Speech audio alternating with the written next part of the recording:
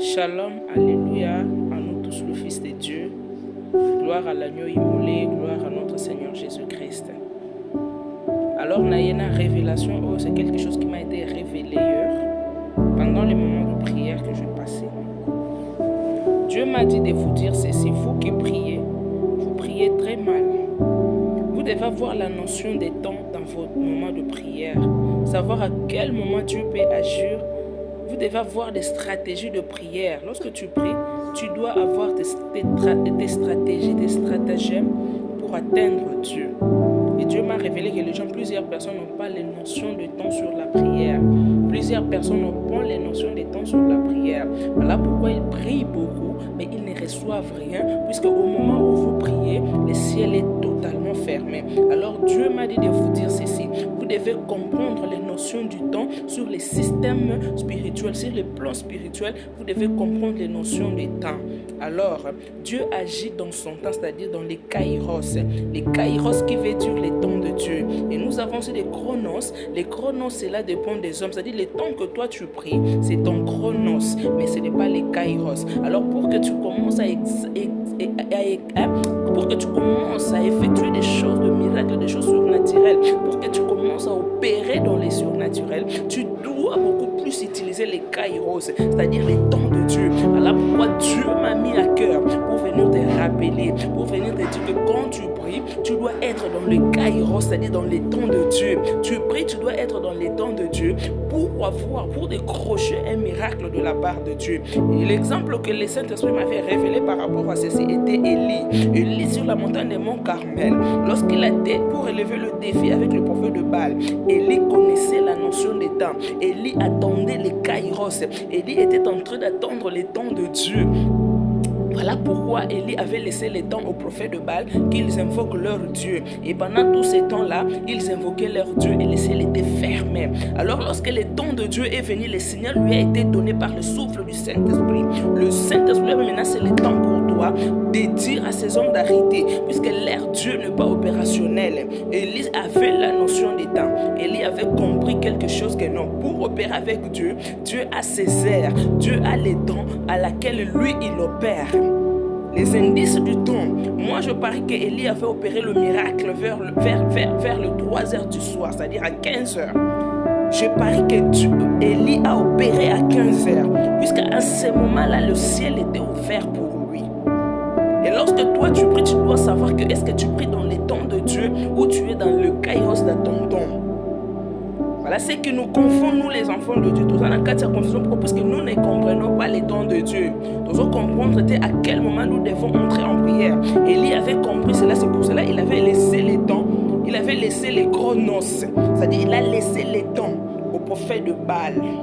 Il a attendu les temps de Dieu qui veut dire les kairos. Il a attendu les signaux du Saint-Esprit pour entrer dans les kairos. Et dans les kairos, tu arrives, tu trouves que le ciel était totalement ouvert pour toi. Les kairos, lorsque tu pries, tu sens vraiment que le ciel est totalement ouvert, le ciel est clairement ouvert.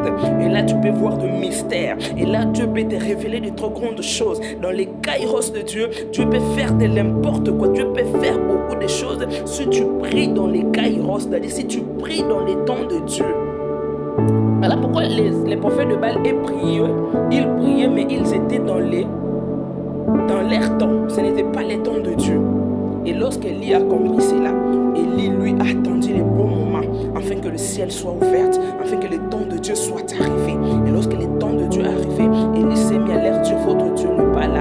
Il n'exercera pas devant le Dieu d'Israël. Et Élie a dit, mouillez encore l'autel, jetez-y de l'eau. Et il savait déjà que son ciel était ouvert. Pourquoi? Puisqu'il était maintenant dans les temps de Dieu pour commencer à opérer des choses. Élie avait déjà compris cela. C'est pour cela qu'Élie a opéré le miracle et le ciel s'est ouvert. Et je vais encore soutirer un autre exemple pour vous révéler un mystère caché derrière ça.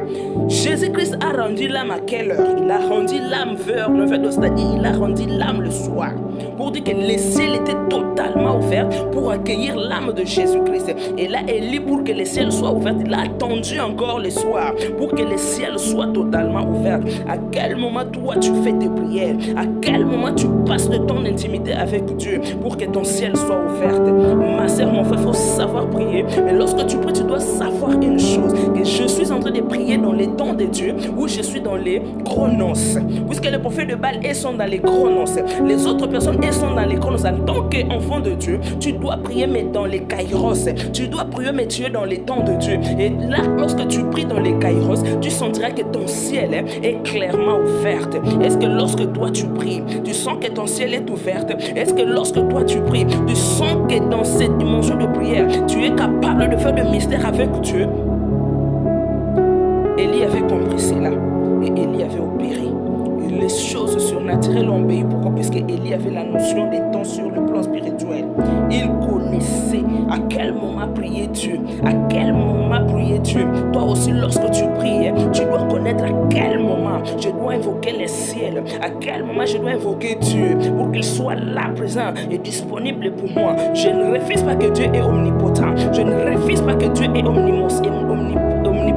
Je ne refuse pas que Dieu est omniscient. Mais tu dois avoir la notion de temps sur le plan spirituel. Tu dois connaître que Dieu lui-même est le temps. Lui-même vit dans son temps. Dieu pour agir, il attend son temps. Alors toi aussi pour prier, tu dois attendre le temps de Dieu. Pour rentrer dans une très profonde dimension avec Dieu, tu dois arriver à comprendre c'est quoi les temps de Dieu. Lorsque tu comprendras les temps de Dieu, à chaque moment que tu prieras, tu sentiras que ta prière est exaucée. Tu sentiras que tu as des résultats. Lorsque Daniel a entré, il avait la notion de temps. Daniel avait la notion de temps sur la prière sur Dieu. Il savait qu'à ces moments-là, et lorsque je prierai devant Dieu, face à terre, lorsque je me dirigerai vers Jérusalem, lorsque j'entrerai dans la présence de Dieu à 4 heures du matin, lorsque j'entrerai dans la présence de Dieu à midi des jours, lorsque j'entrerai dans la présence de Dieu à 15 heures du soir, lorsque j'entrerai dans la présence de Dieu à 18 heures du soir,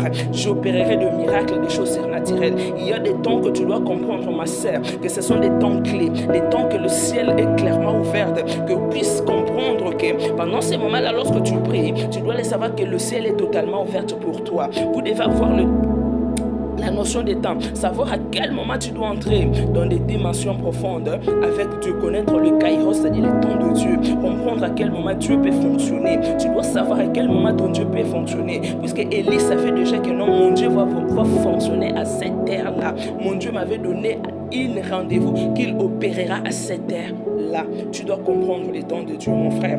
Toi qui priais en vague, toi qui priais en désordre, mets des objectifs devant toi. Place-toi des objectifs. Mets des temps devant toi. Commence à chercher à comprendre les temps de Dieu. Commence à comprendre les kairos de Dieu pour mettre tes prières en collaboration, en connexion avec les temps de Dieu. Et si tu pries, tu sentiras que si tu pries, tu vas comprendre que tu es dans la présence de Dieu, que tu es dans les temps de Dieu. Tu verras le résultat positif de tes prières. Tu vivras vraiment de vrais résultats de tes prières. Voilà pourquoi Esther aussi avait compris cela. Esther avait compris que non, pour que je puisse arriver à toucher Dieu, je dois faire ce que Dieu aime. Dans mes prières, je dois m'humilier, puisque dans les temps de Dieu, tu dois t'humilier. Tu dois attendre des signaux et des clés, puisque la Bible dit que Dieu est notre éclaireur. Il est celui qui nous éclaire, il est celui qui nous montre le chemin. Alors il est celui qui te dit à tel moment j'arriverai, j'opérerai. Alors tu dois observer le moment de Dieu pour comprendre qu'à tel moment mon Dieu va opérer. Alors je dois être souple. Voilà pourquoi il avait dit à Habakkuk, même si ta promesse est en train de tarder, attends-la, elle finira par accomplir. Qu'est-ce qu'il voulait dire à Habakkuk? Il disait à Habakkuk d'attendre, c'est-à-dire d'attendre son temps, d'attendre les kairos, puisque ce n'était pas encore les kairos, c'était les chronos. C'était les chronos, puisque les chronos, c'est les temps des hommes, ce n'est pas les temps de Dieu. Et il faut savoir que lorsque tu fais de prières, tu les fais dans les chronos ou tu les fais dans les kairos. Maman, si tu pries, tu dois comprendre, est-ce que je prie dans les chronos ou je prie dans les kairos? Tu dois comprendre cela. Et si tu arrives à comprendre que si tu pries pendant les temps des hommes, tu n'auras pas de résultats positifs. Mais si tu pries dans les kairos pendant les temps de Dieu, tu verras que tes résultats seront positifs. Alors il faut attendre le temps de Dieu. Voilà pourquoi Dieu a dit à Habakkuk, même si cela tarde tant là, elle finira par ça. C'est-à-dire qu'il attendait le vrai moment. Il attendait les temps positifs. Il attendait son temps à lui. Les temps qu'il avait prévus pour qu'il opère pour Habakkuk, il avait attendu ces temps-là. Alors tu dois comprendre les kairos. Tu dois comprendre les temps de Dieu pour entrer dans des dimensions très profondes avec Dieu. que la vidéo puisse vous bénir et aime la vidéo, partage-la afin que le peuple de Dieu soit béni abondamment. Shalom.